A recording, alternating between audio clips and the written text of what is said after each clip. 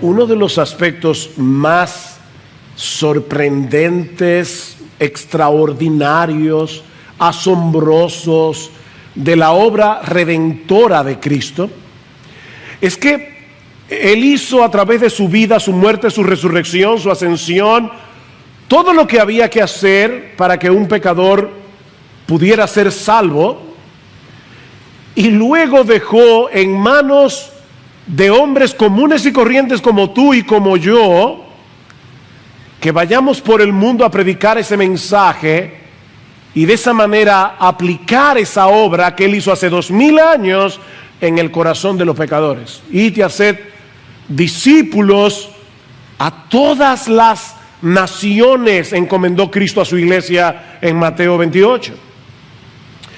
Alguien decía, pensando en este hecho, dice: Él pudo haber escrito el mensaje del evangelio en las nubes para que todos lo leyeran, o dejar caer Biblias del cielo, o enviar a un grupo de ángeles alrededor de toda la tierra que proclamaran su palabra, o incluso Cristo mismo pudo llamar directamente a los hombres al arrepentimiento y a la fe, para que escucháramos audiblemente su voz.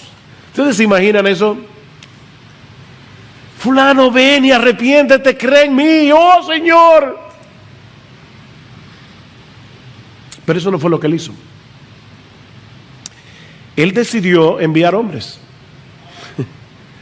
Impresionante. Él decidió hacer eso por medio de hombres.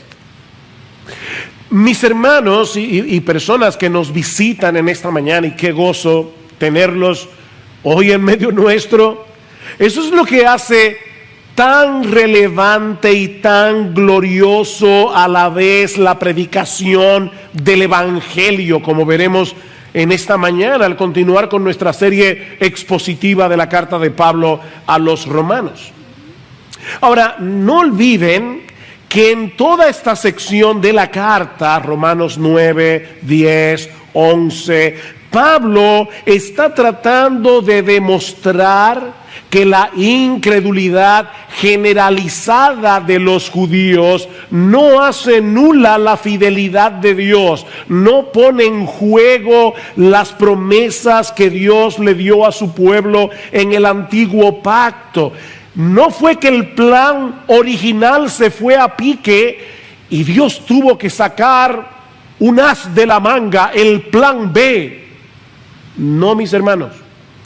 Desde el principio de la historia de la redención, vemos que dentro del Israel nacional, Dios tiene un Israel espiritual escogido por gracia. Vean otra vez Romanos capítulo 9, versículo 6. Pero no es que la palabra de Dios haya fallado, porque no todos los descendientes de Israel son Israel, ni son todos hijos por ser descendientes de Abraham.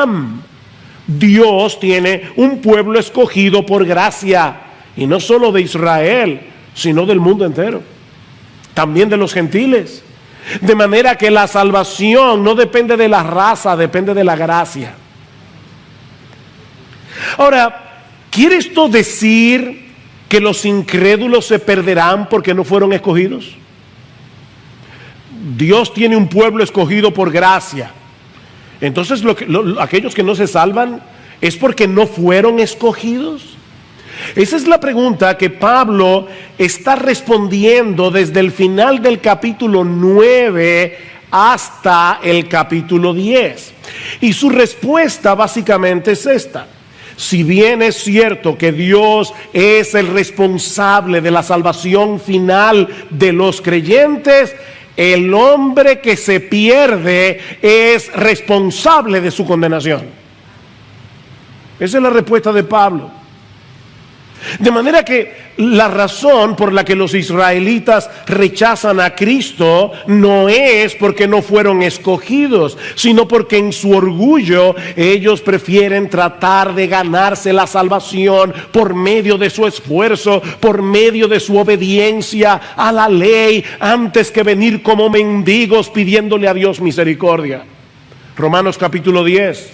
Versículo 3, pues desconociendo la justicia de Dios y procurando establecer la suya propia, no se sometieron a la justicia de Dios. Ese es el problema, dice Pablo. No, yo no quiero la justicia como un regalo, yo me la quiero ganar con mi obediencia. Ese es el contexto del pasaje que vamos a estudiar en la mañana de hoy. Y podemos resumir la enseñanza de esta sección de Romanos 14 al 21, capítulo 10, 14 al 21, en dos encabezados. En primer lugar, en los versículos 14 y 15, Pablo nos muestra que la predicación del Evangelio es el medio usado por Dios para salvar a los pecadores. Muy sencillo, ¿verdad? Nada complicado. La predicación del Evangelio es el medio usado por Dios para salvar a los pecadores. Y luego vamos a ver que Pablo dice, los israelitas escucharon la predicación y la rechazaron. Pero lo primero que él quiere demostrar es, ellos tenían lo que se necesitaba. Predicación.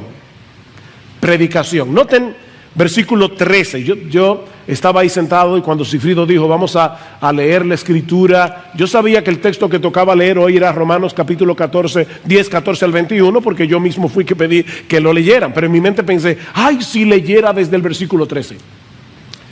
Y eso fue lo que él hizo. Versículo 13, para ponerlo en contexto. Porque todo aquel que invoque el nombre del Señor será salvo. Versículo 14.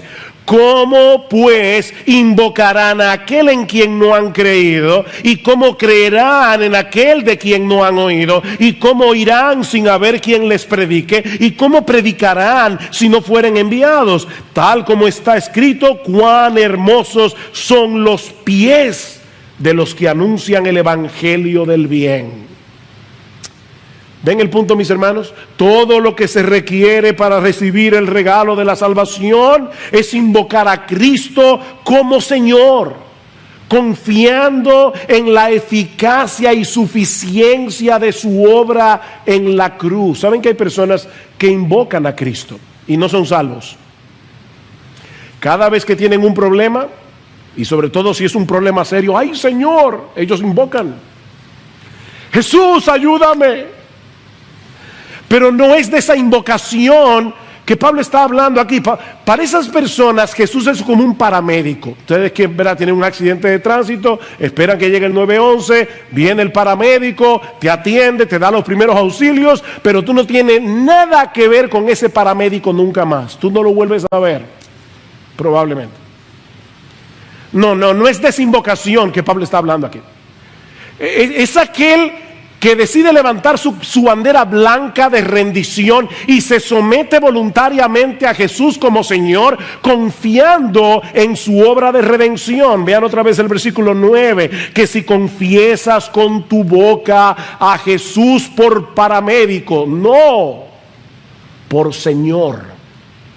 Y no olviden que esa palabra significa Dios, amo, dueño, soberano, gobernante. Todo aquel que confiesa con su boca a Jesús por Señor y crees en tu corazón que Dios le resucitó de entre los muertos, que Dios aceptó su obra en la cruz del Calvario, que Dios aceptó el pago por nuestros pecados. Si tú crees eso, serás salvo. Serás salvo. Pero ahora Pablo quiere mostrarnos el papel tan crucial que juega la predicación del Evangelio en este proceso, para que un pecador pueda creer en Cristo, invocar su nombre y ser salvo. Nadie puede invocar el nombre del Señor a menos que sepa quién es el Señor y lo que Él hizo para salvar a pecadores, y Él crea en esos hechos acerca del Evangelio. Creer, conocer, creer en los hechos del Evangelio. De ahí la primera pregunta de Pablo en el versículo 14. ¿Cómo pues invocarán a aquel en quien no han creído? No se puede invocar sin creer. Imagínate que tú estás en un río profundo. Hay algunos ríos aquí en República Dominicana, por lo menos cuando yo era chiquito eran profundos, y a veces se formaban remolinos y una persona fácilmente se podía ahogar. De hecho, a veces se topaban con arena movediza. Era peligroso. Ahora imagínate que tú estás en medio de un río, tú no sabes nadar, el río es hondo, estás en un remolino, te estás ahogando, y así rápidamente tú ves de un lado del río a un niño de 6 años que ayer fue que comenzó su primera clase de natación, y del otro lado a un salvavidas profesional que aparte de todo es tu amigo íntimo. ¿A quién tú vas a clamar pidiendo auxilio? ¿A quién vas a clamar? Antes de invocar el nombre de Jesús y pedirle que te salve, debes creer que Él es Dios, que se hizo hombre, que obedeció la ley de Dios perfectamente desde la cuna hasta la tumba, que siendo inocente murió en una cruz, que fue levantado de la tumba victorioso al tercer día para pagar así y justificarnos de nuestros pecados, y entonces clamarle que te salve. Mira, mi hermano, mi amigo que estás aquí, si no conocemos esos hechos del Evangelio o no creemos en la veracidad histórica de esos hechos, ¿cómo voy a pedirle a Jesús que me libre de la esclavitud y de la condenación del pecado y me conceda como un regalo la vida eterna? ¿Cómo se lo voy a pedir? Hay personas que de verdad yo creo que son bien intencionadas. Quizás tú los has visto, que se colocan en la puerta de un centro comercial y a todo el que pasa por ahí le dice: Dios te ama, Dios te ama. Vuelvo y repito, probablemente son bien intencionados, pero déjenme decirles que eso no es evangelizar. Eso no es evangelizar. Nadie se va a salvar porque crea que Dios existe. El diablo sabe eso. Dice en Santiago y tiembla. Nadie se va a salvar porque crea que Dios es amor. Nadie, óyeme, nadie se va a salvar porque crea que Dios es amor. Necesitamos conocer y creer lo que Él hizo a favor de pecadores por medio de la persona y la obra del Señor Jesucristo para resolver el problema de nuestros pecados sin pasar por alto su justicia. Y no es que hay que ser un teólogo para salvarse, no hay que ser un teólogo. Estas son verdades muy sencillas del Evangelio. Lo que estoy diciendo es que se requiere un conocimiento esencial, un conocimiento fundamental de los hechos del Evangelio para creer, invocar y ser salvo. Somos pecadores. Merecemos el infierno, merecemos la condenación, ser condenados en el tribunal de Dios, pero el Dios hombre, Jesucristo, pagó por nuestros pecados. ¿Es difícil de entender? De manera que la salvación es por gracia, es por medio de la fe. Porque Dios hizo por medio de Jesucristo todo lo que había que hacer para conceder la salvación como un regalo a todo el que venga clamando por misericordia. ¿Es eso difícil de entender? Pero eso nos lleva de la mano a la siguiente pregunta. Versículo 14. ¿Cómo pues invocarán a aquel en quien no han creído? ¿Y cómo creerán en aquel de quien no han oído? ¿Ven el punto? Ese conocimiento acerca de Jesús, acerca de lo que Él hizo en la cruz del Calvario, no se adquiere por intuición. No es que un día tú te levantaste y dijiste: ven acá, Jesús, ¿qué fue lo que hizo Jesús? Si te pones a razonar y llegas a la conclusión de que Él murió por nuestros pecados, no, eso no pasa así. Nadie llega a ese entendimiento por intuición. Yo necesito oír el Evangelio para entender y creer en el Evangelio. ¿Y cómo vamos a escuchar? Dice Pablo, o por medio de la predicación. Tercera pregunta, ¿y cómo oirán sin haber quien les predique? Ven, yo no necesito un sueño, yo no necesito una visión para saber quién es Cristo, para saber lo que Él hizo para salvarnos. Yo necesito predicación. Ahora bien, hay un detalle extremadamente importante en la segunda pregunta que necesita más observación. Y mira, mi hermano, de verdad, si tú no te acuerdas de nada de este mensaje, pero te acuerdas de esto, yo me iré, medianamente satisfecho. Yo quisiera que tú recordaras todo el sermón, pero me voy a ir bastante satisfecho. Lo que dice la segunda pregunta literalmente es lo siguiente: ¿cómo creerán en quien no han oído? Fíjense que yo sé que nuestras Biblias incluyen acerca de quién no han oído. ¿Cómo creerán en aquel acerca de quién o de quién no han oído? Pero lo que el texto griego dice literalmente es esto: ¿cómo creerán en quién no han oído? Mis hermanos, lo que voy a decir esto con calma, así tranquilo, para que no nos perdamos.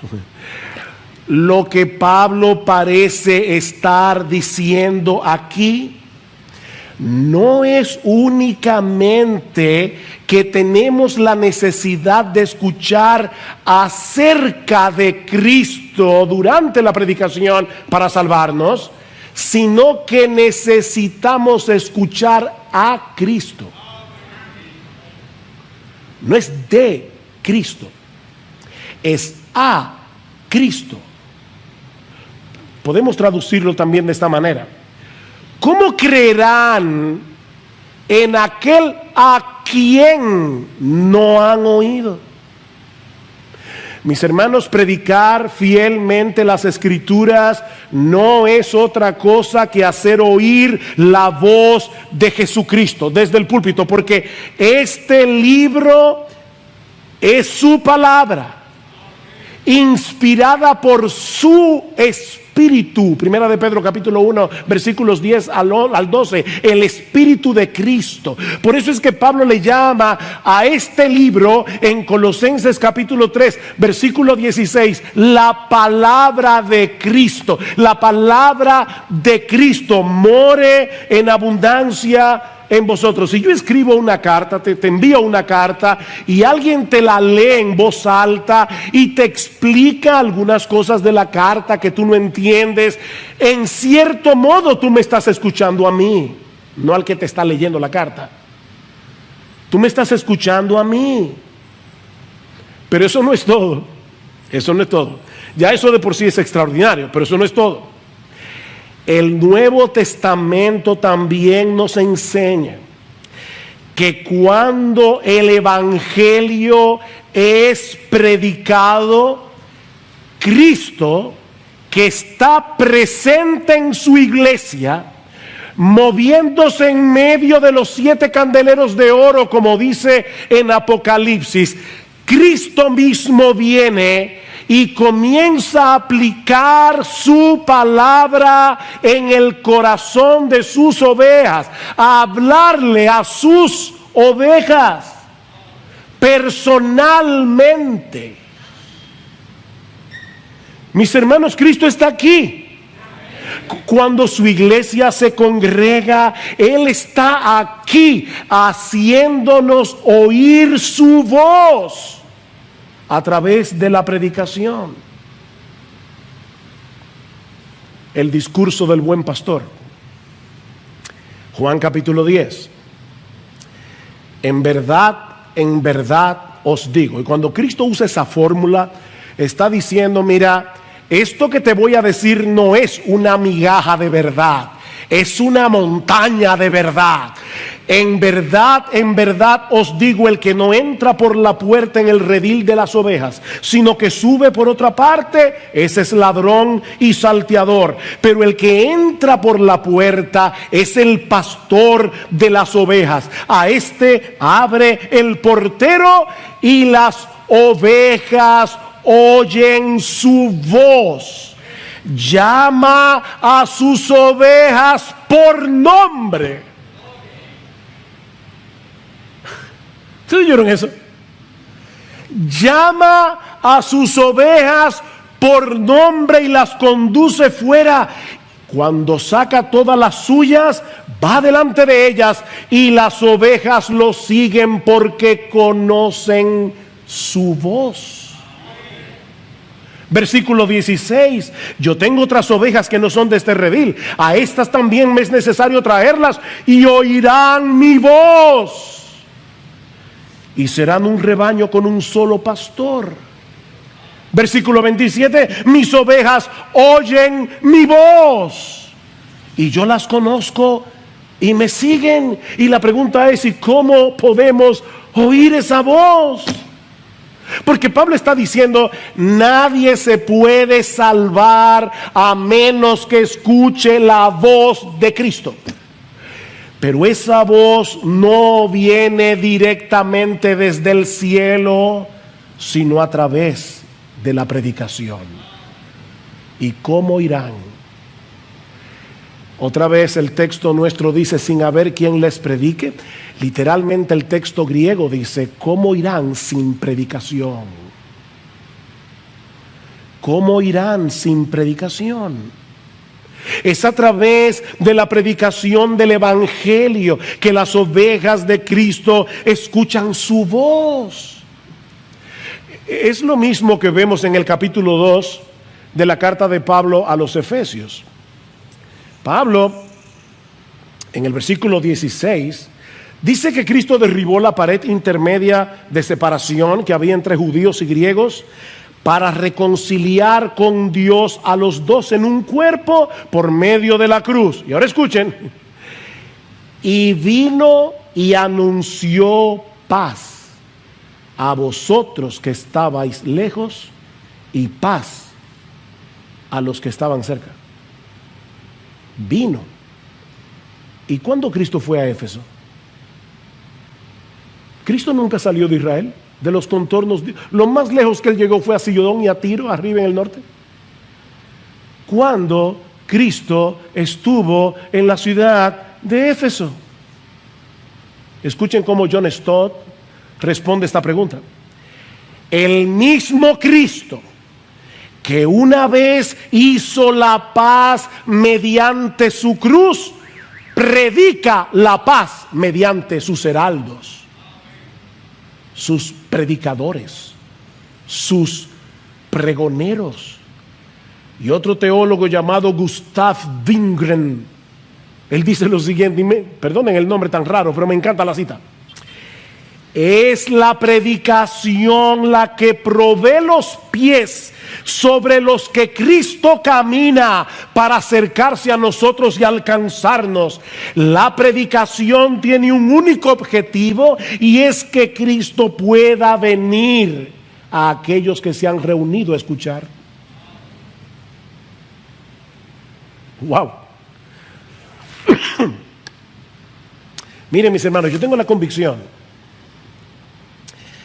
de que los creyentes vendríamos a la iglesia con otra actitud si recordáramos que la predicación de la palabra no es un mero estudio bíblico. Es el medio a través del cual Jesucristo se hace presente y hace oír su voz a través de la voz de un predicador.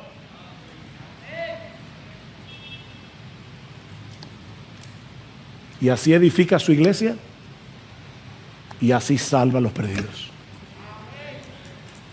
mis ovejas oyen mi voz.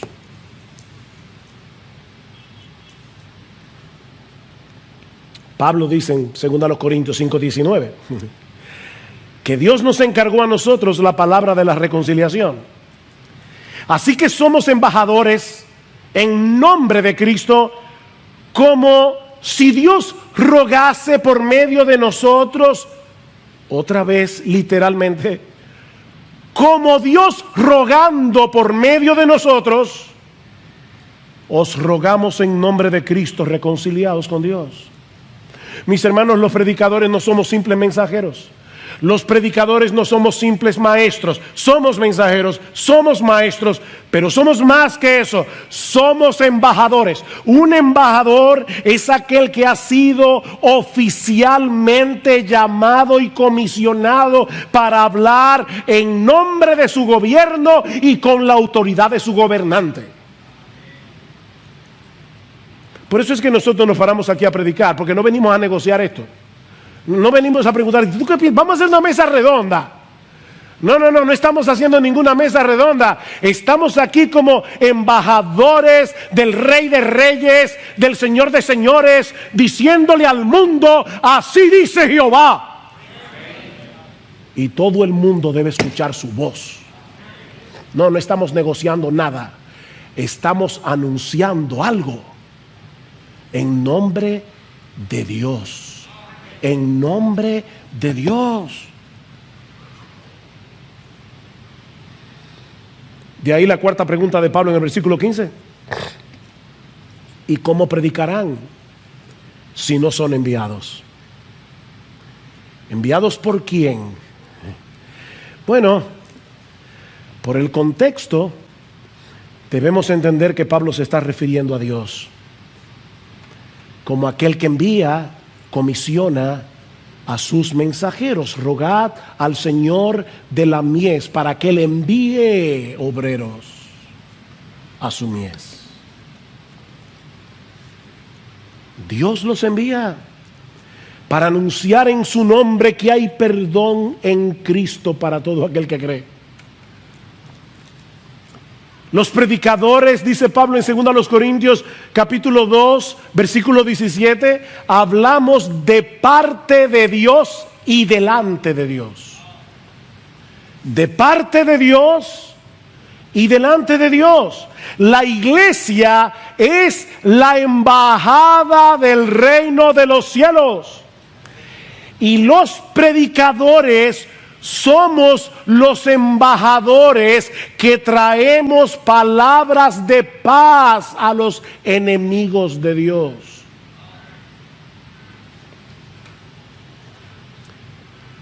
Estamos anunciando que Jesucristo, el Dios encarnado, pagó la deuda de nuestros pecados y que ahora Dios ofrece perdón, reconciliación, vida eterna por medio de Jesucristo para todo aquel que cree.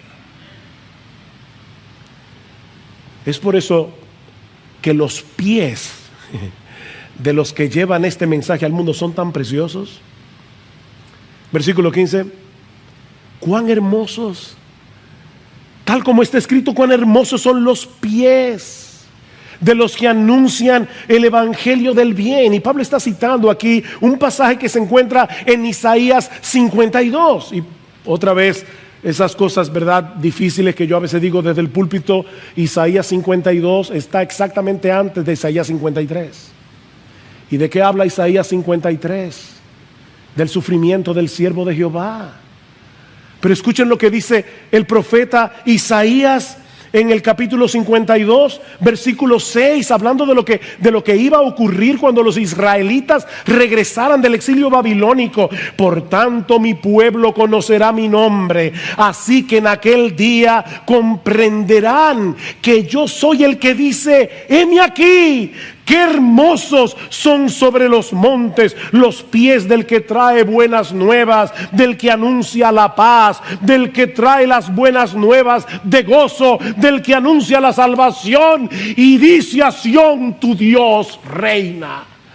Qué hermosos son esos pies, fuimos comisionados por Dios para proclamar el mensaje, el glorioso mensaje de que nuestro Rey Jesús ya venció en la cruz del Calvario, ya está entronado en los cielos a la diestra de Dios el Padre y tiene toda potestad para conferir perdón y vida eterna a todos los que creen en Él invocando su nombre.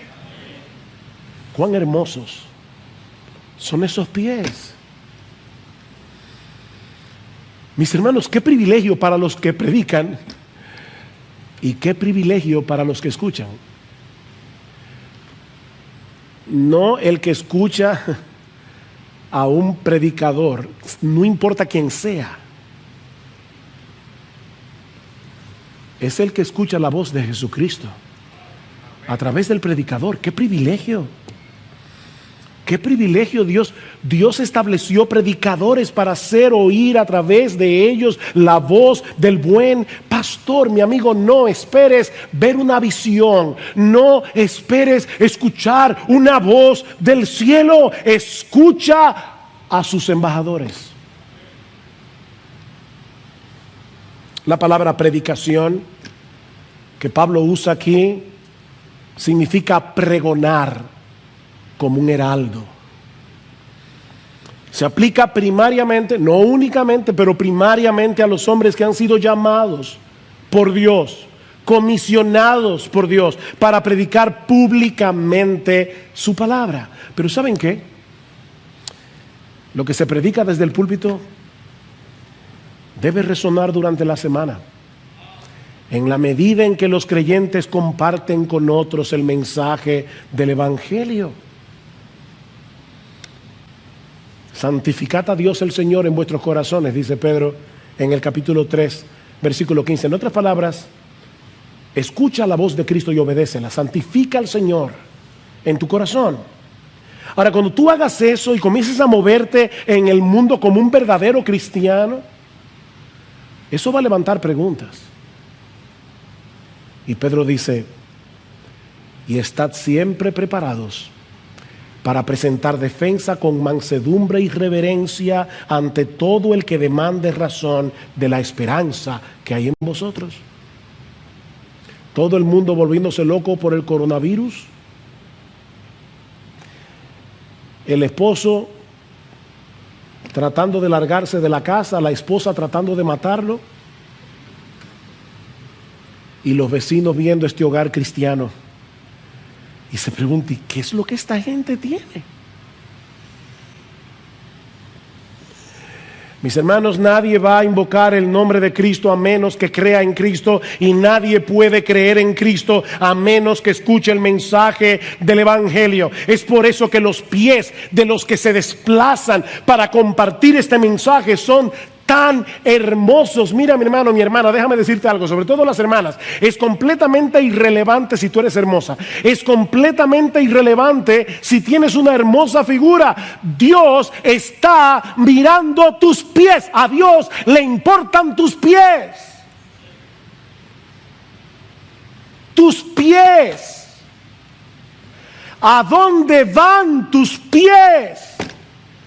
En tu anhelo de que otros conozcan a nuestro bendito, glorioso, exaltado Señor y Salvador Jesucristo. ¡Cuán hermosos son esos pies! Viene a mi memoria el famoso corredor ateniense Filípides. Cuando Grecia derrotó el imperio persa en la batalla de Maratón, año 490 antes de Cristo, el general Milcíades reclutó a su soldado más veloz, Filípides, para ir a Atenas a dar las buenas nuevas de que ellos habían vencido, de que los persas habían sido derrotados.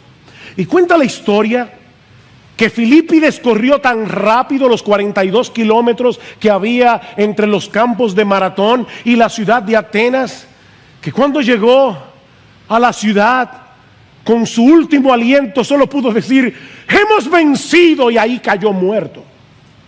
Y es en honor de Filípides que nosotros corremos, digo yo no, los que corren el famoso maratón, que son 42 kilómetros, 26 millas, la misma distancia que corrió Filipides en aquel día. Oh mis hermanos, el mensaje que nosotros tenemos que comunicar es infinitamente más importante que el que corredor alguno haya comunicado jamás. Cristo venció en la cruz, el diablo fue derrotado, nuestra deuda fue saldada, completamente saldada, y ahora Dios ofrece en el Evangelio perdón y vida eterna a todo aquel que cree. Oh, cuán hermosos son esos pies. Pero ahora viene la segunda parte de la argumentación de Pablo, en los versículos 16 al 21. Recuerden el contexto. Y lo que Pablo va a decir ahora es que lamentablemente, muchos de los que escuchan el mensaje del Evangelio deciden permanecer en la obstinación y rebeldía de sus corazones. Versículo 16. Sin embargo, Pablo ha dicho algo tan glorioso, pero de repente dice, sin embargo, y yo me imagino de verdad que cuando Pablo escribió esto, su corazón estaba roto en 1000 pedazos. No todos hicieron caso al Evangelio. Miren qué glorioso es la predicación. Cristo mismo llamando a los hombres. Pero no todos hicieron caso, no todos obedecieron. Porque Isaías dice, Señor, ¿quién ha creído a nuestro anuncio? Y ese texto se encuentra precisamente en Isaías 53. ¿Ven? Isaías 52, cuán hermosos son los pies de los que anuncian el Evangelio. Isaías 53, Señor, ¿y quién ha creído a nuestro anuncio? ¿Quién ha creído a nuestro anuncio? Es interesante notar que ese texto de Isaías 53 se cita al final del ministerio de Jesús en el Evangelio de Juan. Capítulo 12, antes de la semana de la pasión, dice, los judíos no creyeron en Jesús, como dice Isaías, ¿quién ha creído a nuestro anuncio? Y ese mismo texto aparece en Hechos 28 para hablar del ministerio de Pablo. Y dice una vez más que los judíos no oyeron, no creyeron, como dice Isaías, Señor, ¿quién ha creído a nuestro anuncio? ¿Ven? Mis hermanos, la predicación puede ser ungida por el Espíritu de Dios y no producir absolutamente nada en el corazón de muchos. Pasó con Jesús, pasó con Pablo y ha pasado con muchos predicadores a lo largo de la historia. Nosotros no podemos evaluar a un predicador por el tamaño de su iglesia. Hay predicadores muy fieles que tienen iglesias muy pequeñas, están en lugares muy duros. Y hay predicadores de la prosperidad enviados por el mismo infierno con estadios llenos de personas. Porque dice que se amontonarán gente teniendo comezón de oír. Eso es lo que la gente quiere oír. No este mensaje del Evangelio. No todos obedecieron al Evangelio. Lo que Pablo está diciendo es, Cristo debe ser escuchado para ser creído, y Él es escuchado por medio de la predicación del Evangelio. Versículo 17, así que la fe viene del oír, y el oír por la palabra de Cristo. La fe viene del oír. ¿El oír qué? Porque ese texto no dice, la fe viene por el oír la palabra de Cristo, ¿vieron?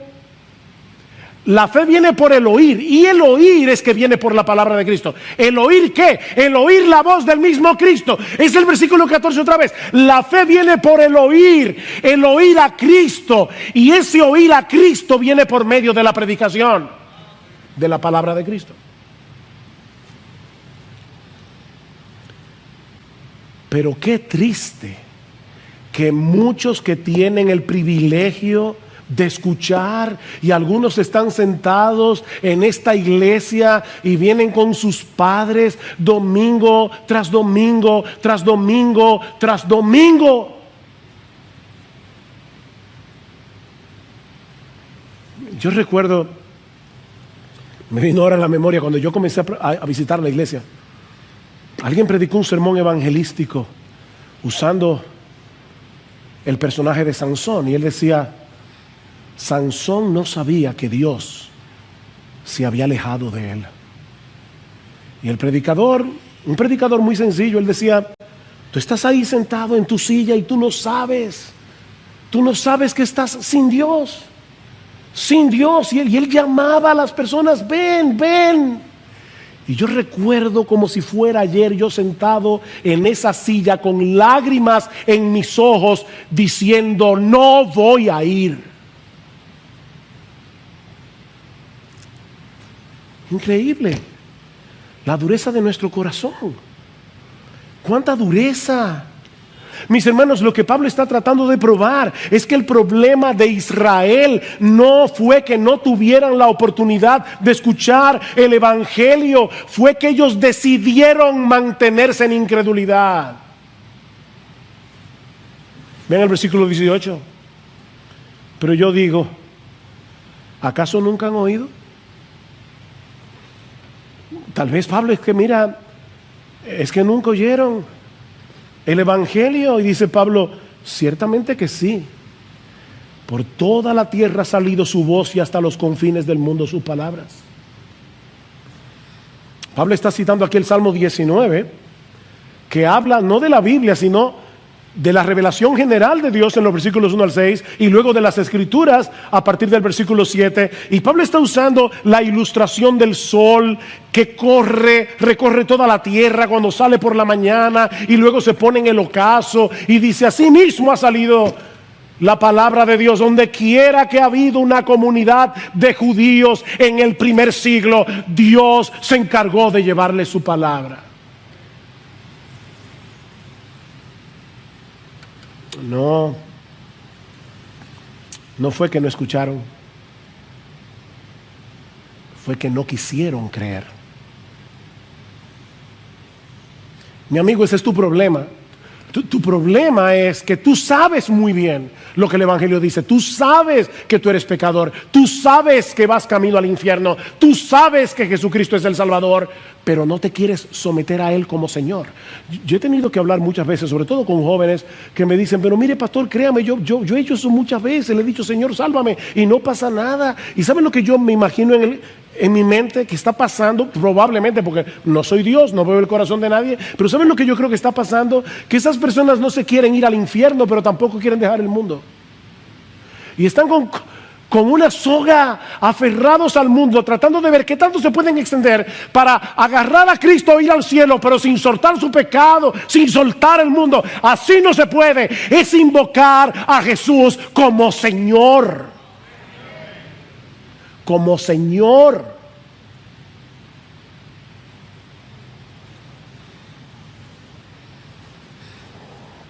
Ellos escucharon. ¿Será que no entendieron? No, dice Pablo, ese tampoco fue el problema. Versículo 19, y añado: ¿acaso Israel no sabía? ¿Fue que no entendieron? En primer lugar, Moisés dice: yo os provocaré a celos con un pueblo que no es pueblo, con un pueblo sin entendimiento. Os provocaré a ira. El texto que Pablo está citando aquí es Deuteronomio 32, 21. Y si ustedes hacen el esfuerzo cuando lleguen a sus casas de leer el capítulo 32 del libro de Deuteronomio, van a ver que Dios está acusando a los israelitas de haberlo provocado a celos con su idolatría. A pesar de todas las obras que Él había hecho a favor de su pueblo, ellos me han provocado a celo con lo que no es Dios. Me han irritado con sus ídolos. Yo pues los provocaré a celos con los que no son pueblo. Los irritaré con una nación insensata. Y vamos a ver en el capítulo 11 cómo Dios usa eso para salvar a los judíos. Porque hay judíos que se salvan. Pero eso lo veremos más adelante. El argumento de Pablo aquí, y noten que esta cita es muy parecida a la que él había usado antes en el libro de Oseas. Llamaré a un pueblo que no es pueblo y lo haré pueblo mío. La misma cosa. Lo que Pablo está diciendo es, al ver la conversión masiva de los gentiles, Israel debió haber reconocido que Dios estaba llevando a cabo lo que de antemano había prometido en sus propias escrituras. ¿Es que no leyeron la Biblia? Versículo 20. E Isaías, otra cita, Moisés, Deuteronomio, ahora Isaías. E Isaías es muy osado y dice: fui hallado por los que no me buscaban, me manifesté a los que no preguntaban por mí. Wow, hermanos, ese texto es tan hermoso. Déjenme leerles, perdonen un momentito más. Déjenme leer el texto tal cual está en Isaías 65, que es de donde Pablo está citando. Me dejé buscar por los que no preguntaban por mí, me dejé hallar por los que no me buscaban. Dije: heme aquí a una nación que no invocaba mi nombre. Wow, o sea, somos nosotros las criaturas que debemos decirle: Señor, heme aquí. Pero Dios es tan bueno que Él condesciende y se aparece a un pueblo gentil que no tenía la Biblia, que no conocía el pacto abrahámico, que no conocía las promesas del Mesías. Y Dios le dice a los gentiles: mírame aquí, heme aquí. ¿Y esos gentiles creyeron? Pablo acaba de cerrar su argumento, porque él comienza con lo mismo en el capítulo 9, versículo 30. ¿Qué diremos entonces? Que los gentiles que no iban tras la justicia alcanzaron justicia, es decir, la justicia que es por fe. Pero Israel, que iba tras una ley de justicia, no alcanzó la ley. ¿Ven el mismo argumento? Versículo 20. Fui hallado por los que no me buscaban. Versículo 21. Pero en cuanto a Israel, dice, y vuelve a citar a Isaías: todo el día he extendido mis manos a un pueblo desobediente y rebelde. Wow, mis hermanos, Dios se está mostrando aquí como un padre que extiende los brazos a su hijo pródigo, a su hijo extraviado, y le pide que vuelva a casa. Hijo mío, vuelve, hijo mío. Las puertas de tu casa están abiertas de par en par. Serás bienvenido aunque vengas sucio como el hijo pródigo, habiéndote revolcado en el lodo. Ven, hijo mío. ¿Ustedes se imaginan eso? Dios, ven, mi hijo, ven. Pero el hijo decide mantener su actitud desafiante en contra de su padre. ¿Por qué la mayoría de los israelitas rechazaron al Mesías? ¿Porque no fueron elegidos? No, porque no quisieron. ¿Ven el contraste, hermanos, entre Romanos 9 y Romanos 10? En Romanos 9, Pablo enfatiza la elección soberana de Dios en la salvación de los creyentes. A partir del capítulo 9, versículo 30 y hasta el final del capítulo 10, Pablo enfatiza la responsabilidad humana en aquellos que se pierden. No podemos escoger entre una doctrina y la otra. Las dos están en la Biblia. Pero pastor, yo no entiendo, yo tampoco. Pero Dios lo dice. Dios lo dice, y sea Dios veraz y todo hombre mentiroso. Me recuerda al niño aquel que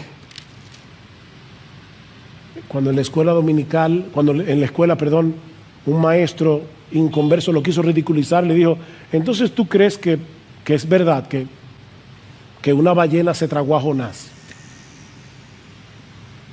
Sí, profesor, yo lo creo, porque la Biblia lo dice. Y si la Biblia dijera que fue Jonás el que se tragó a la ballena, ¿también lo creería? Esto es palabra de Dios. Palabra de Dios.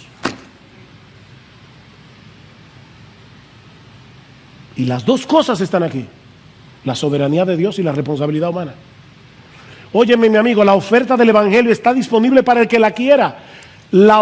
Dios tiene los brazos extendidos. La oferta del Evangelio está disponible para el que la quiera. Nadie que venga será rechazado, pero muchos se perderán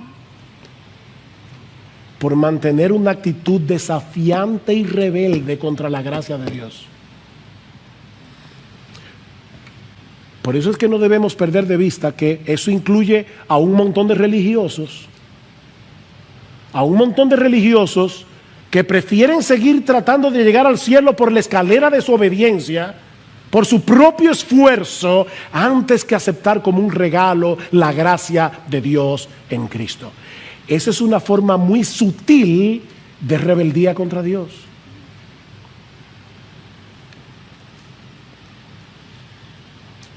Mis hermanos, ¿qué aprendemos de este pasaje? Hay varias lecciones, varias aplicaciones que podemos extraer.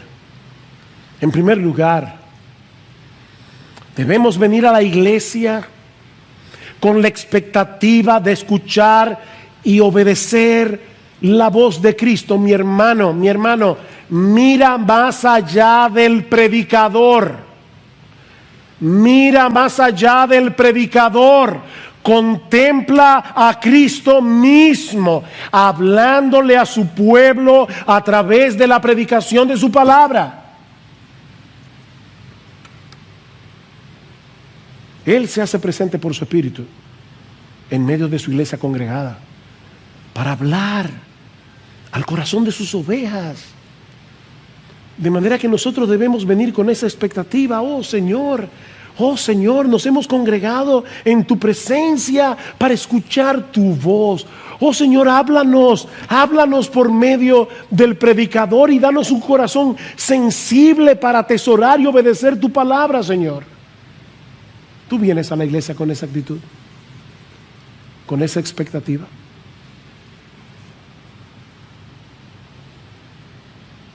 Salmo 95, qué precioso. Venid, adoremos y postrémonos, doblemos las rodillas ante el Señor, nuestro Hacedor, porque Él es nuestro Dios, nosotros el pueblo de su prado y las ovejas de su mano.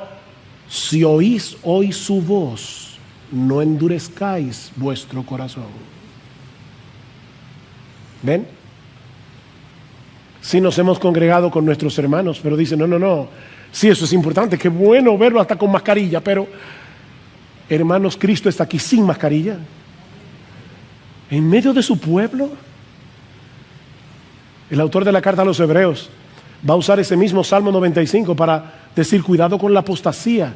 ¿Saben por qué? Porque la primera manifestación visible de que una persona se está alejando de Dios es que comienza a darle poca importancia a la iglesia congregada, porque no se está dando cuenta que es Jesucristo mismo que lo está convocando. Y yo sé, estamos en medio de una pandemia, hay razones de peso, yo entiendo eso, yo no me estoy refiriendo a eso. Yo me estoy refiriendo a la persona que tome en poco la iglesia congregada en el día del Señor. No está entendiendo.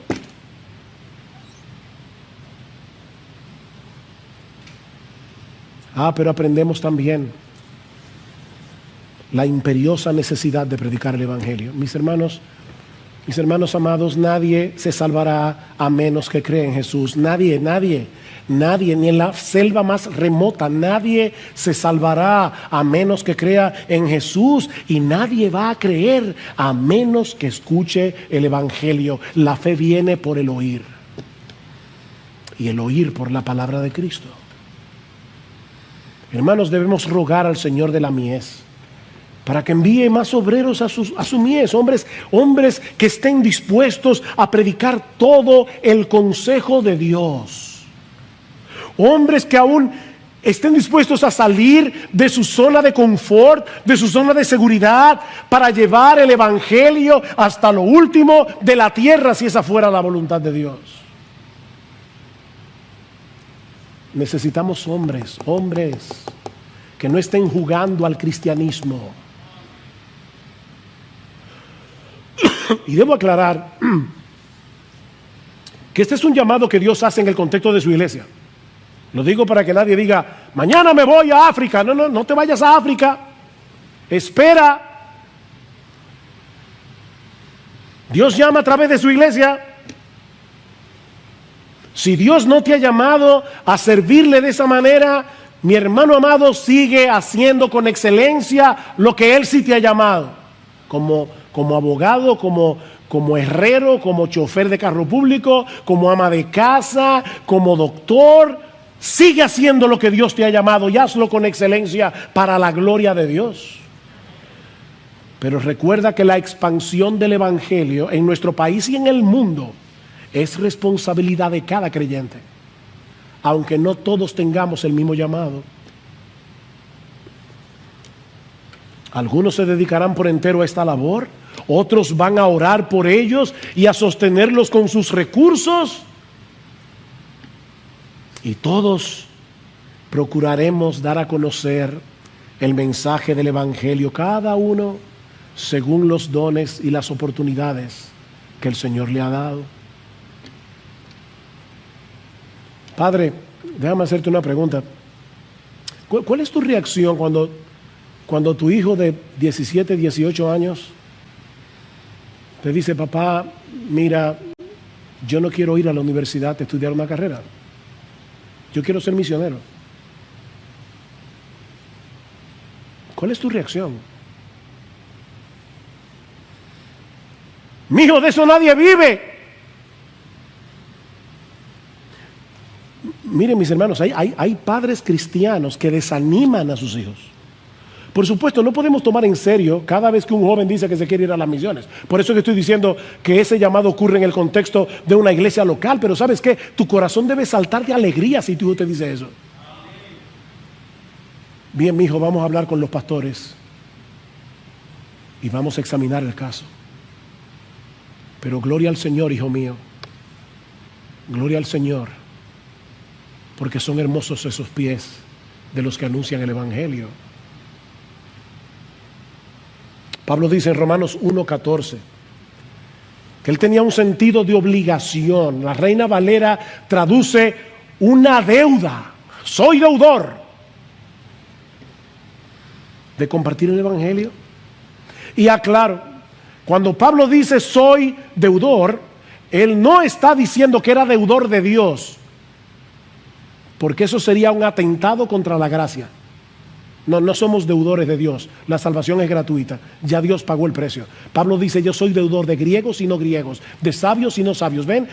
Yo tengo una deuda moral con las personas que no conocen este evangelio. Yo soy deudor de todos aquellos que necesitan la misma gracia que yo necesitaba y que el Señor me dio por gracia. No es una deuda legalista, mis hermanos, la que debemos imponernos para predicar el evangelio a los demás. No, esto no es legalismo. Es una deuda de asombro, de gozo y de gratitud.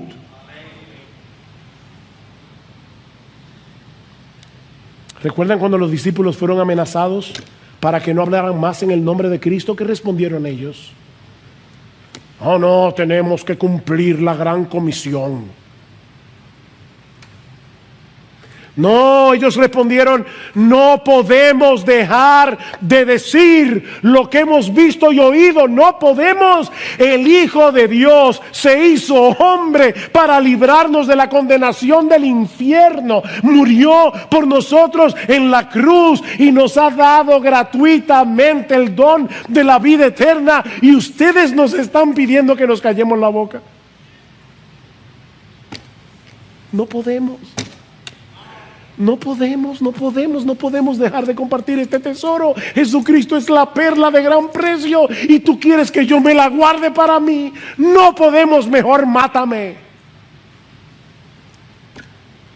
Y murieron martirizados porque siguieron predicando el evangelio. No podemos. No es una deuda legalista. Salvador y por nuestra salvación. En esa misma medida vamos a querer compartir con otros el mensaje del evangelio, el tesoro precioso que tenemos en Jesús.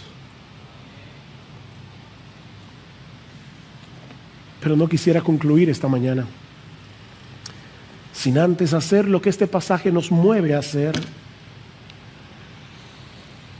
rogarte en nombre de Cristo que te reconcilies con Dios si todavía no lo has hecho.